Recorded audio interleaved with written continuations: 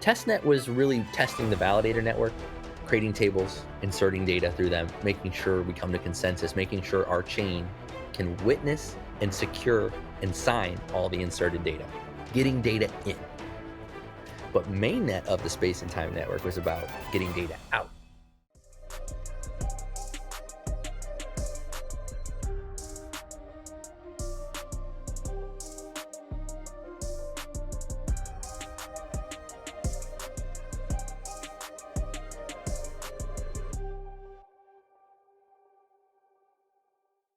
Yo, GM. Today we're back with Scott, CTO and co-founder of Space and Time.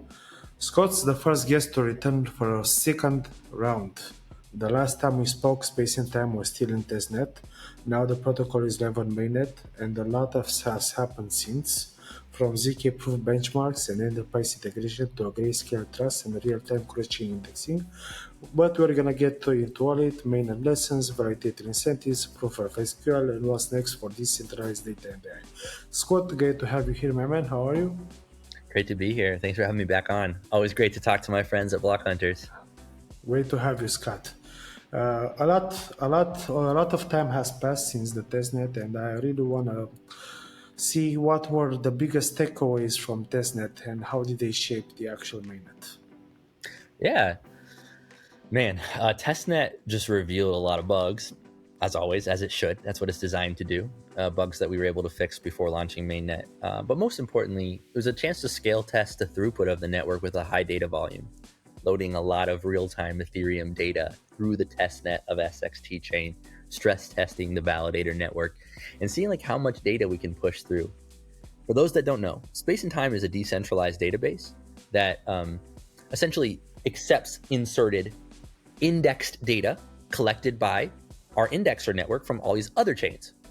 And so like every Ethereum block, Space and Time breaks down that Ethereum block into a bunch of tables and inserts a bunch of transaction data into those tables in Space and Time. And testnet was a chance to really test that at scale. What kind of features went live with the mainnet that weren't available in the testnet before? Well, the biggest was proof of SQL, actually executing ZK proven SQL queries on Ethereum. Testnet was really testing the validator network, creating tables, inserting data through them, making sure we come to consensus, making sure our chain can witness and secure and sign all the inserted data, getting data in. But Mainnet of the space and time network was about getting data out. Clients, customers, smart contracts on Ethereum mainnet running queries against space and time chain and using us like a ZK proven oracle to get data back to a smart contract on Ethereum mainnet. And what would you say is the current benchmark for proof of SQL right now? And how are the devs using it in production? We're really happy to announce that we just got sub-second, meaning under 1 second proof times on a single GPU on a million row table. For those that are familiar with PostgreSQL or MySQL or traditional kind of transactional databases, a million row table is not that massive. Like you might be thinking, I have some billion row tables in my database, but you got to understand how many Ethereum transactions that is, right? I mean, if you know how many thousands of transactions per Ethereum block on average, and you know each transaction creates a couple rows in space and time, and we can query millions in a second, then you could traverse like weeks of Ethereum history with sub-second proof times. And you are using the ZK coprocessor architecture for this kind of operations? Yeah, we are a ZK coprocessor, and what that really means is it's a network of servers that sit next to Ethereum or next to any popular chain and allow smart contracts on that popular chain to kind of offload work, offload computation, offload data processing to these servers sitting next to the chain. And one of the servers does the job and cryptographically proves it back to the Ethereum. So like one node in our network will serve the ZK proven query and deliver it back to Ethereum as a ZK coprocessor. It's called a co-processor because we're co-processing with smart contracts. We're doing their work for them. Right now, the network is live on Mainnet. Validators are live. I want to know, how does staking help verify SQL queries and secure validator signed data commitments? So Space and Time Chain is this network of validators. Today, I think 33, 34 active. This network of validators is coming to BFT consensus that they've correctly witnessed this data, signed it, and stored it. That consensus and that signature, that threshold signature across all the validators, is done against a commitment on the table being inserted into. All that means is Space and Time is the first tamper-proof database, the first cryptographically secure database. When you create your own table in Space and Time, the chain, the Space and Time chain, updates these fancy hashes that represent kind of like a digital fingerprint of all the data in your table. And we use that digital fingerprint in our ZK proofs. So when we run a ZK proof, we're proving two things. We're proving, one, that the underlying data has not been tampered, that the actual tables themselves have not changed or been manipulated. And two, we're proving that the SQL execution, the actual calculations, the computations, the aggregations, the joins, the where clause was done correctly. We're proving the computation, we're proving the data. And this gets verified in a smart contract on Ethereum mainnet, essentially a relayer contract. So that relayer contract emits an event from the client saying, hey, I've got a client DeFi contract that wants you to run a query Space and Time. That event gets emitted on Ethereum. The Space and Time chain listens for that event. A node gets assigned to do all the work. That node builds the result and the proof, oracles them both back to Ethereum, and a smart contract on Ethereum verifies the proof and relays the final already verified result to the client. And all of this takes place in one block.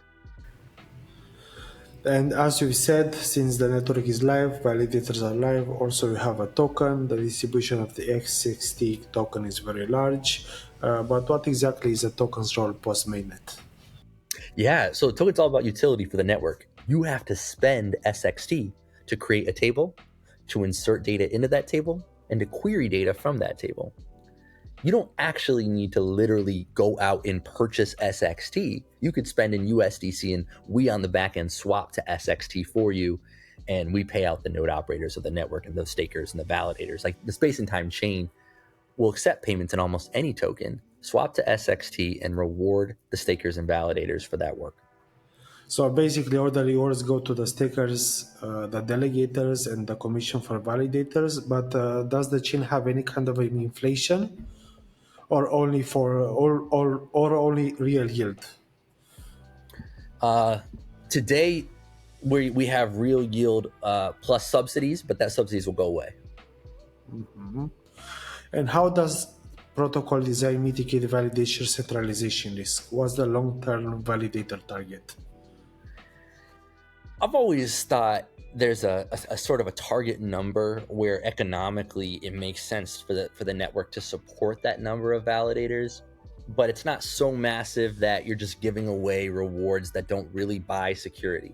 You know, on crypto Twitter right now, there's a little bit of a narrative or a discussion or a argument, if you will, about like the revenue narrative and like is revenue a meme?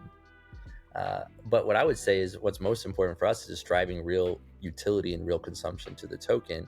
And that, of course, gives out rewards to validator operators, delegated stakers, etc. And that consumption is all just using SXT to do normal database work.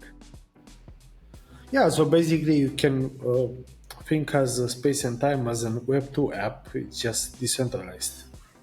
Yeah, functionally. It's cryptographically proven. It's like PostgreSQL database, but like ZK proven Postgres. Moving on, Scott, after Mainnet, I've seen on your CT, as you mentioned, a lot of new partnerships with Grayscale, Microsoft, Chainlink, Nvidia, Coinbase, and so on. What's the most common thread across these partnerships, and what are they seeing in X60?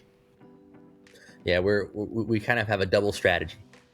One, go after flagship DeFi customers, innovative DeFi protocols, and two, go after institutions.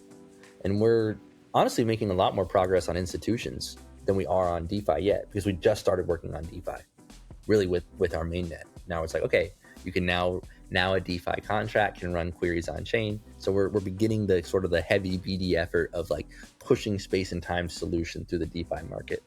But what you asked about is all these enterprise partnerships that we're really excited about. And part of that's been thanks to help from Microsoft. Microsoft's M12 venture firm led a strategic round for us prior to our Series A, and they also participated in our Series A. And through that, they've been very good partners of like introducing us to enterprise institutional clients that are on Azure that need our data or need our cryptographic proofs to connect their traditional off-chain cloud data to like some smart contract on an L2. Think all the news you're hearing about American financial institutions, consumer facing, launching their own chains, right? Space and Time is a solution that helps these traditional consumer facing fintech apps or banks to connect their assets to smart contracts. Yeah, so basically you are like a support for TradFi coming on chain. Yeah.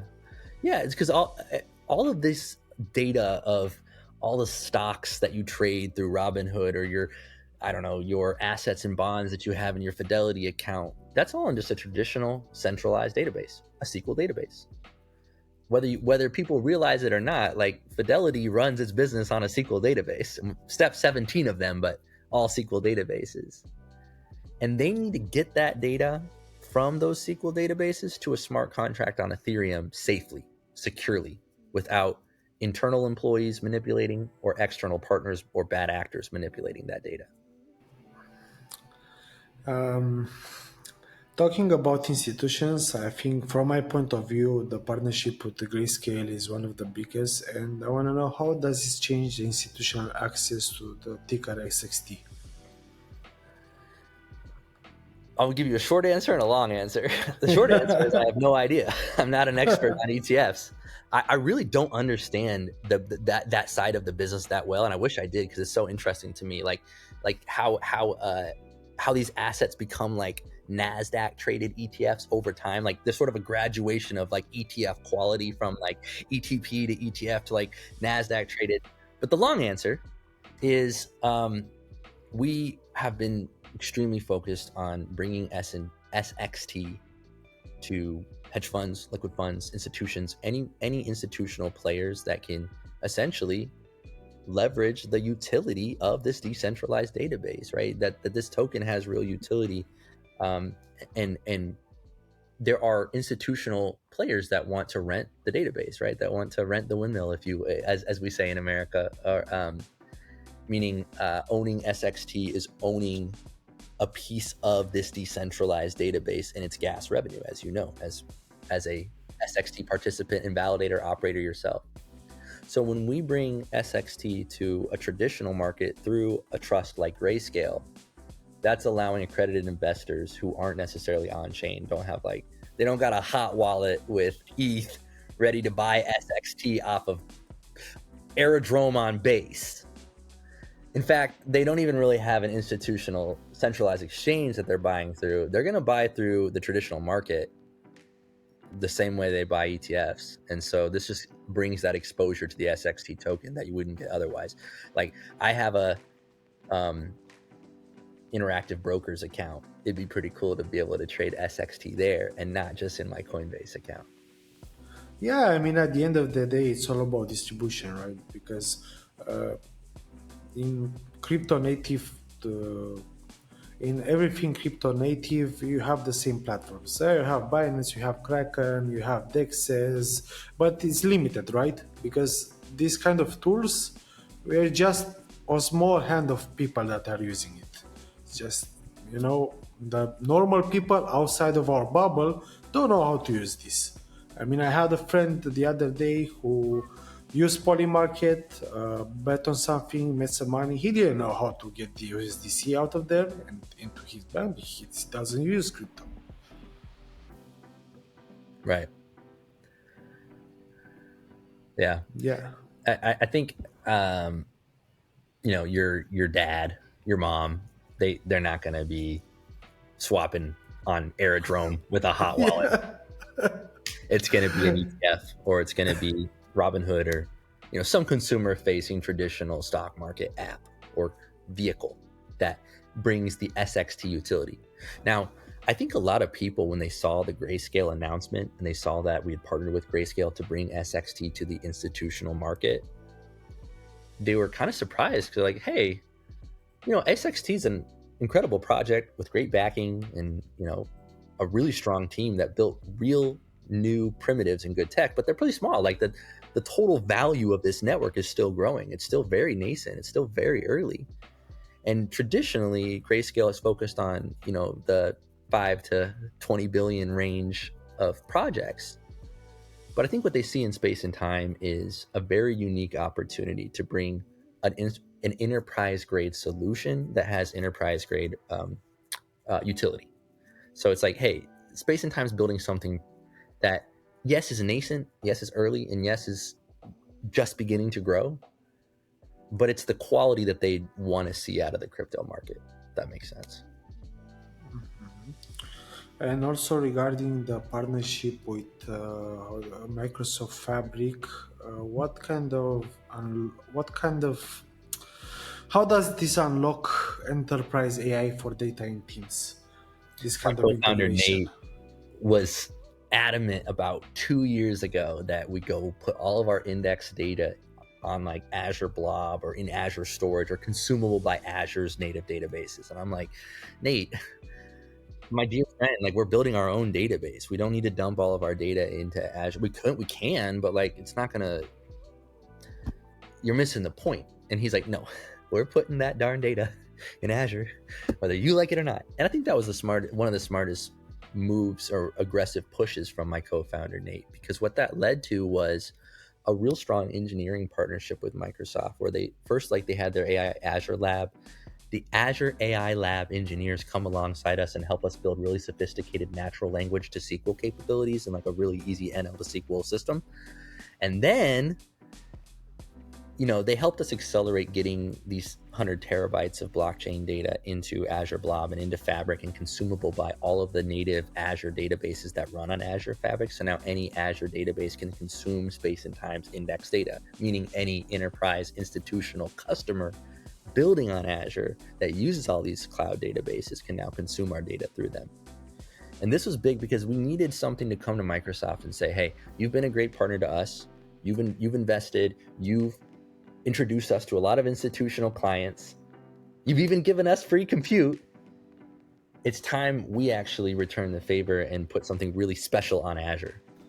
But pay it back, as you call it. Yeah, exactly. The Arbitrary indexing just went live. What does this enable for developers right now? Just adding more EVM chains, getting more data across more chains from an analytics perspective. You think of space and time almost as like two products in one, right? It's a traditional database. It's a data warehouse for running large analytic queries that don't need to be ZK proven. Think Dune, think Flipside, think, data warehouse building charts and dashboards. Like, we have index data from Avalanche and Arbitrum and Base and ZK Sync and ETH and Bitcoin and SWI and others. That's a lot of our customers are paying space and time just to consume it for dashboarding and reporting and running analytic queries.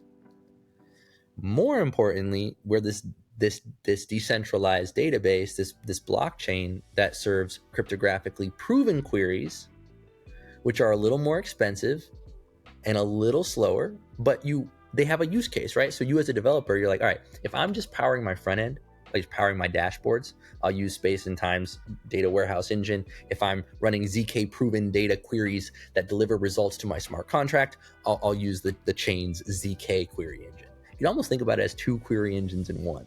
And now I completely lost my train of thought, or what I'm even talking about, where I was even going with this statement. I was saying that Arbitrary indexing just went live, and what does it enable for developers right now? Exactly. Analytics. Mm-hmm. So what's exactly the most important to have a full historical indexing from the genesis of the network? That's an interesting question, because I actually don't think full historical since Genesis matters at all. We just do that as we do that as a convenience. Like we're just offering full history since Genesis because why not?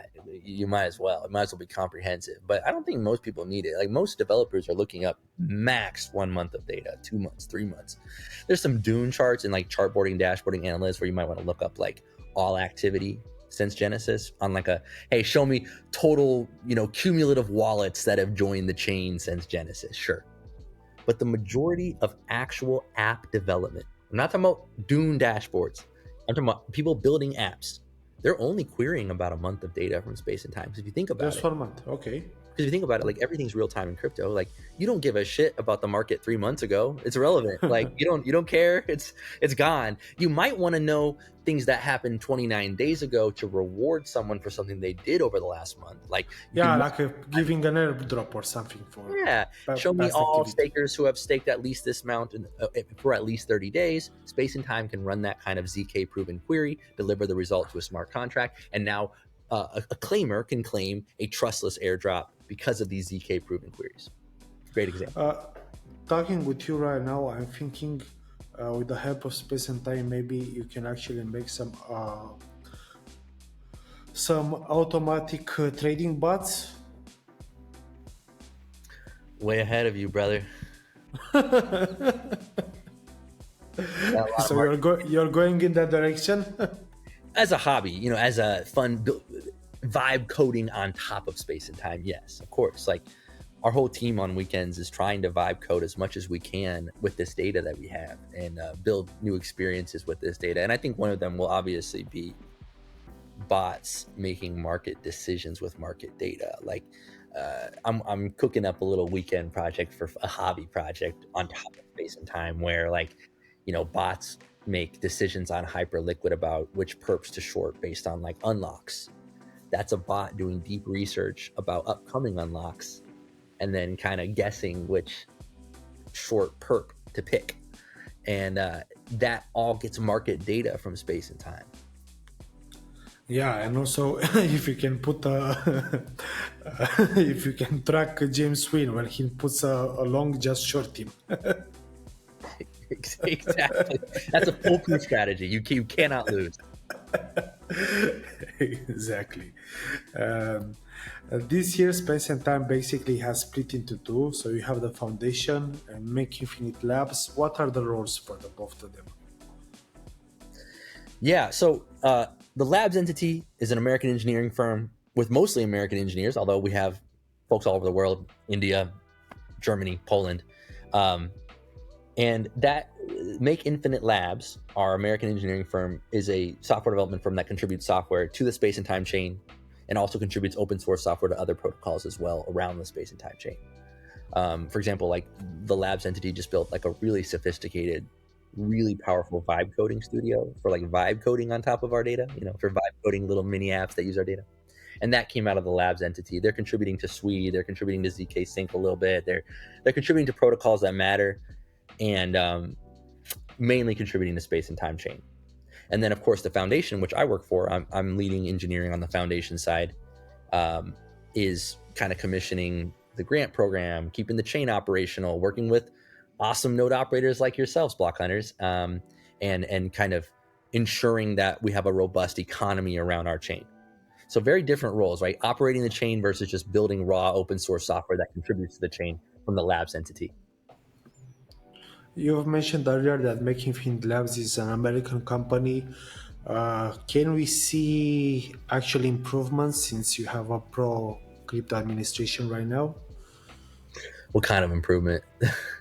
I mean, does it make more sense to be an American company right now than it was like some years ago?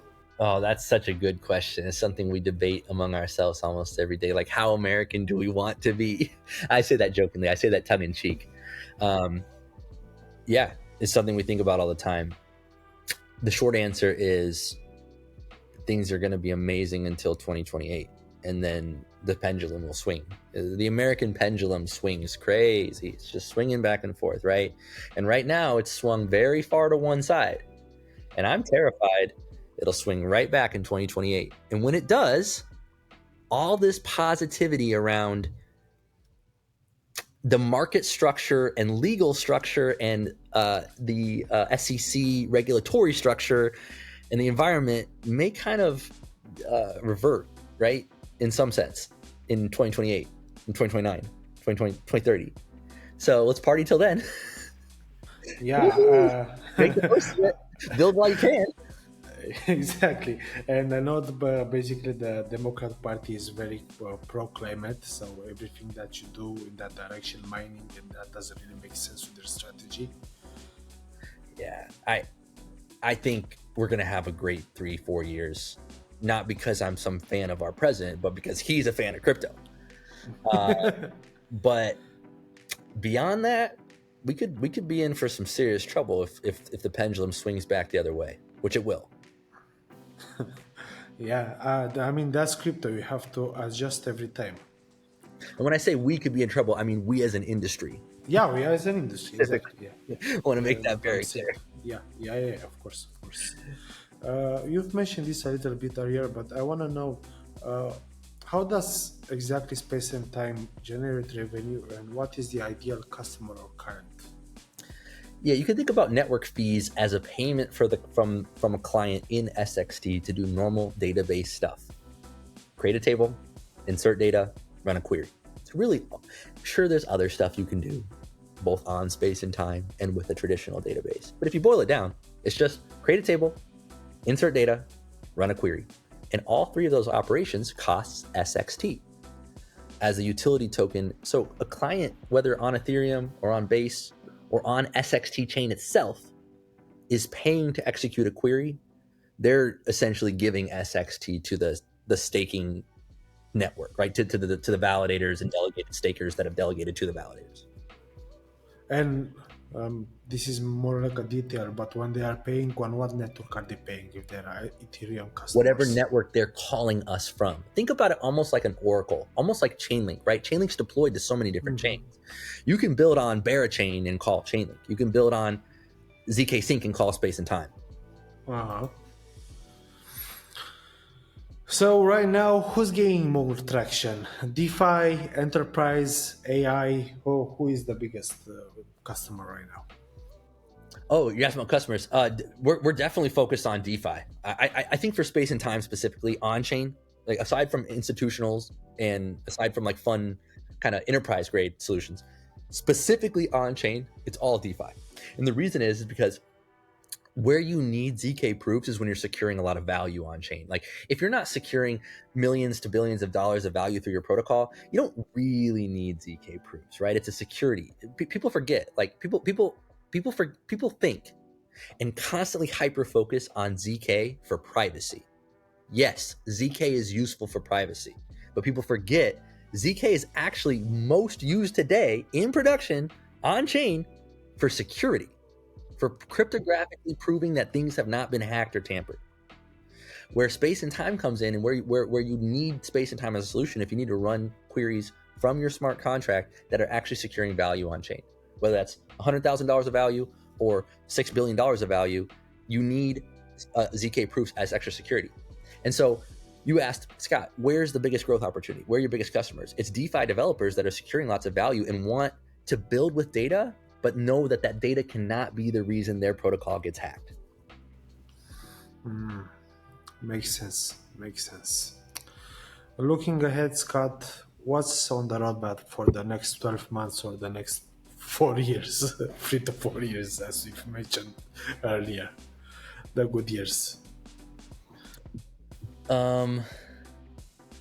Man, so many things. Where do I start? I think the thing I'm most excited about right now, both for space and time and for the industry as a whole, even though I keep talking about DeFi as our biggest opportunity, that's not the thing that I'm most excited about as like personally. It's obviously AI, and specifically vibe coding mini apps or on-chain apps that are revenue driving that use our data. Because right now there's this Cambrian explosion of vibe coding studios and vibe coding capabilities that are being built, and we're contributing just as much as anyone. Like we'll be launching ours, I actually think Friday, and there's such a massive opportunity for us to generate new contracts. Ethereum has an app problem. Solana doesn't have an app problem. Ethereum definitely does, and Ethereum needs apps, and it just so happens that Solidity is so easy to generate. Like, generating secure Solidity is one thing, but generating just a working smart contract that you can deploy to Base is remarkably simple. Like, right now, I could open up my little Vibe coding studio and I could generate a little, I don't know, pizza ordering app that lets you pay in crypto on Base to order a pizza. Something stupid, something simple and fun. As a dumb example, I'm just thinking off the top of my head. But it allows creators to start to build their own little on-chain businesses. Very simple. You know, you hear about like the 10,000 a month MRR on-chain business from like creators, and I think that's the future for crypto, is using crypto as a rails for non-technical or semi-technical, but very, very degen-ish people to build little on-chain businesses that include a front end, include an app, include a front end and a smart contract, deploy it, earn some revenue, and use space and time as the back end for all their data. The future is bright. I mean, we see like Stripe pushing heavy on the AI agents transacting on chain, Coinbase building out X402 to push AI agent payments on chain. And so there's this intersection of like agents, stablecoin payments, creators vibe coding new little apps, and then space and time powering the data for all of this. Since you mentioned AI, do you think AI in crypto is gonna be a thing, or is it just like a trend right now? Because AI can live without crypto at the end of the day. I don't think it's that simple. I'm not sure I agree that AI can live without crypto. I know why people say that. I totally get it. What they're trying to say is that, like, you know, crypto needs a use case, and like AI agents transacting on chain puts workload on the chain and is good for crypto, but agents themselves don't need blockchains. Like, the OpenAI doesn't give one flying F about blockchain, but I actually think that's a misguided take. OpenAI does care. They built WorldChain, and the reason they built it is because they know there's this future where agents aren't necessarily going to have credit cards. They're not necessarily going to have social recovery of funds, you know, through credit scores, social trust. There's no social trust, right? I pay my credit card bill out of fear of bankruptcy, which is a social trust concept. There's no like, I'm not going to go to jail if I don't pay my credit card. Oh, okay, well, debatable. But where I'm going with this is simple. These AI agents do not have a credit card, and they're going to transact through crypto. So people say, oh, crypto needs AI doesn't need crypto. I'm like, when your personal assistant bot buys stuff for you, it might need to buy it with crypto sometimes. Yeah, makes sense. I'm really looking forward to see how everything is gonna unfold, because we see a lot of chains moving in that direction to decentralize AI, like Zero Gravity Labs and a bunch of other, because they fear when you have like a centralized system like ChatGPT, OpenAI ChatGPT, maybe you can use it in malicious ways, but this is another kind of discussion. Yeah, maybe a longer discussion to be had. Exactly. It's a more philosophical discussion you can have at the end of the day about AI. I don't think, I will say this though quickly, I don't think that decentralized training or like decentralized AI is the move or matters, or like will be big in crypto, or like will be anything more than a gimmick. And I hope I'm wrong. I hope I'm proven wrong. I hope that we can laugh about this and decentralized training becomes like the biggest thing ever. But between you and me, it ain't gonna be decentralized training. It ain't gonna be decentralized AI. What it's gonna be is agents transacting with crypto. Basically micro payments with stable coins between agents, and agents managing wealth for you on chain. That will be the killer AI crypto crossover, not like decentralized training. Yeah, because at the end of the day, stable coins and payments are the real PMF of crypto. So And there's gonna decentralized be training, it's just inefficient compared to centralized. Before we wrap this up, Scott, where can people follow Space and Time and actually get involved? Follow us at Space and Time DB on X or Twitter, depending on how you identify. Follow me at Chief Buidl, Buidl. We're going to be dropping a lot of exciting updates this week and next week around our vibe coding studio. I've been rambling for 10 minutes about vibe coding.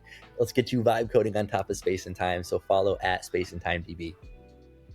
Thank you for this, brother. Thank you for our time, and I'm really looking forward to see how everything is gonna look on Space and Time. Thank you guys for being such great participants in the Space and Time network and contributing and running nodes. It's been awesome, and appreciate the time as well. Have a great one. See you, man.